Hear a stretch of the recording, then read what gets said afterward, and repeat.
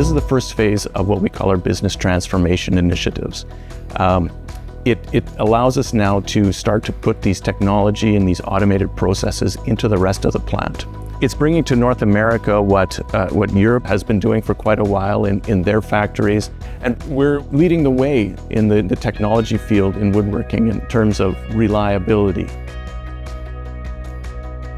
So the line consists of 4 different cells that are working together. So it starts with the cutting cell, where we have the storage system as well as the robotic panel cell. And then we move on to the edge banding cell, where we put the edge tape on. We also size and square the part. So once the parts exit the edge banding, we go to the sorting cell. So the sorting system allows us to pull the jobs out in the assembly sequence. And then the last cell is the drilling cell. So we got 2 loops, one for cabinet sides, and then one for all the other components.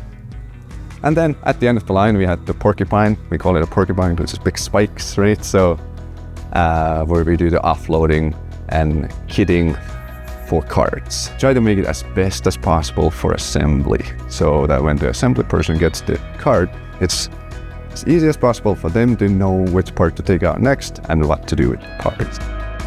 It is really taking the whole company to the next level. Such a big milestone in the history of Decor. From a technology perspective, it's been in the works for many more years than just the machinery itself. It's going to allow us to double our current capacity of box construction up to 900 boxes in a 24-hour time period.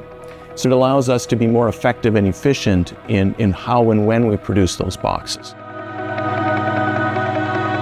With automation and growing the company and making a sustainable company where people have a future, I want to give opportunity for people to learn. Are you putting people out of jobs? No, we're not. We want to retain the same number of people. We want to give people in our company an opportunity to grow and to get new experiences. So we have about 8 people that have gone to Europe and learned how to run this equipment, so they're really familiar with it. It gives me so much joy when I see our people running the line.